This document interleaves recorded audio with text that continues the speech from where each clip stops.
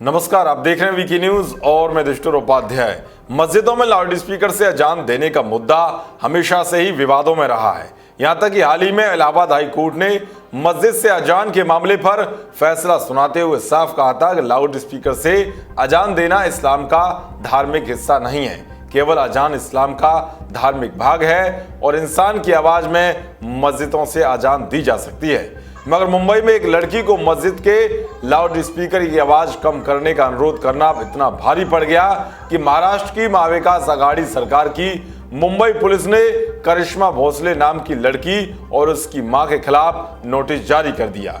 लड़की का आरोप है कि पुलिस ने मस्जिद प्रबंधन को समझाने की बजाय उसे नोटिस थमा दिया।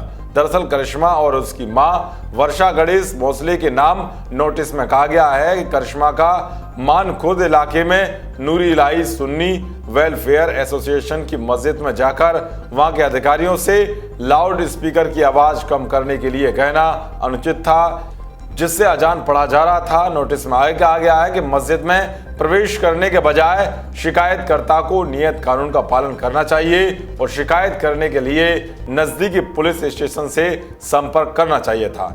इस तरह की हरकतें क्षेत्र में कानून और व्यवस्था की स्थिति के लिए खतरा पैदा करती हैं। करिश्मा और उनकी मां के खिलाफ धारा 188 और धारा 149 के तहत मामला दर्ज किया जाएगा और फिर उसके अनुसार आवश्यक कार्रवाई की जाएगी। दरअसल मानखुर्द इलाके में रहने वाली 25 साल की करिश्मा भोसले ने जब अपने घर के पास की मस्जिद में लगे लाउड स्पीकर में अजान की ऊंची आवाज से परेशान होकर मस्जिद प्रबंधन से आवाज कम करने की गुजारिश की तो इलाके के कुछ लोग करिश्मा और उनकी मां से बहस कर उन्हें धमकाने और उनके साथ झड़प करने लगे। खुद करिश्मा भोसले ने इस घटना का वीडियो अपने ट्विटर अकाउंट से शेयर किया था।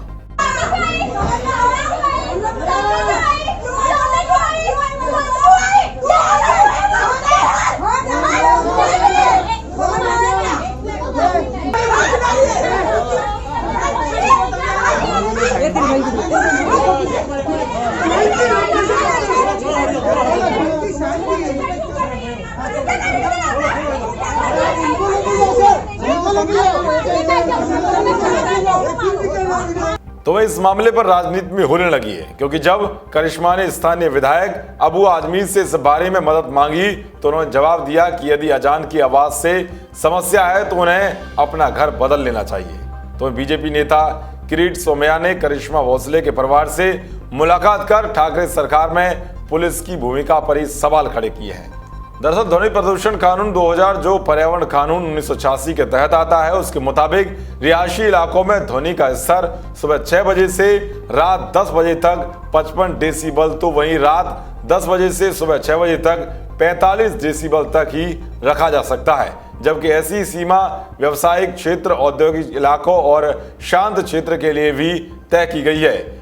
पर्यावरण 1986 कानून की धारा 15 के तहत इससे ऊंची आवाज में लाउड स्पीकर बजाना दंडनीय अपराध माना गया है।